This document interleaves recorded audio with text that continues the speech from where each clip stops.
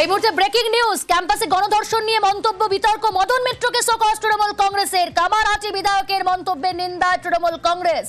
3 দিনের মধ্যে শোকজের জবাব দেওয়ার নির্দেশ দেওয়া হয়েছে। মদন মিত্রকে শোকজ তৃণমূল কংগ্রেসের। ক্যাম্পাসে গণধর্ষণ নিয়ে যে মন্তব্য করেছিলেন সেই মন্তব্যে বিতর্ক হয়েছিল এবং সেই বিতর্কে এবার মদন মিত্রকে শোকজ তৃণমূল কংগ্রেসের। আগেই নিন্দা জানিয়েছে তৃণমূল। আরো ডিটেল জানাবে আবির, রয়েছে আমার সঙ্গে। আবির, 28 তারিখে তিনি একটি মন্তব্য করেছেন, যে মন্তব্যকে তৃণমূল কংগ্রেস বলছে অযাচিত, অপ্রয়োজনীয় এবং অসংবেদনশীল মন্তব্য। তার এই মন্তব্যের কারণে দলের ভাবমূর্তিতে আঘাত লেগেছে এবং দল মনে করছে এই কঠোর অবস্থান নিতে হবে এবং সেই কারণেই হচ্ছে তাকে 3 দিনের মধ্যে তাকে জবাব দিতে হবে এবং সেই কারণেই তাকে যে কারণ দর্শানোর জন্য দলীয় শৃঙ্খলা ভঙ্গের দায়ের যে চিঠি তা পাঠানো হয়েছে।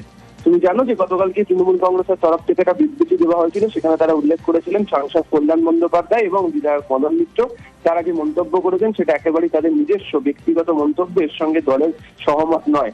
আর দলের যে সিদ্ধান্ত দল জানিয়ে দিয়েছে এবং এই ধরনের কোনো ঘটনা ঘটলে দল যে বরাবরের জন্য এই জিরো টলারেন্স নীতি নিয়ে এগোবে সেটাও পরিষ্কার করে দেওয়া হয়েছিল।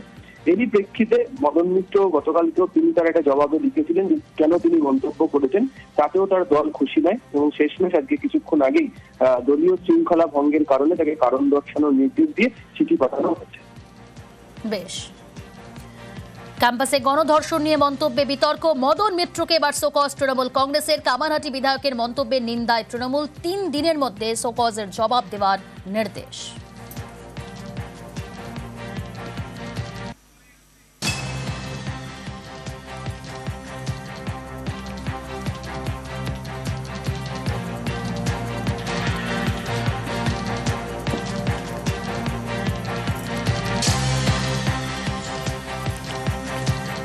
রাজ্যের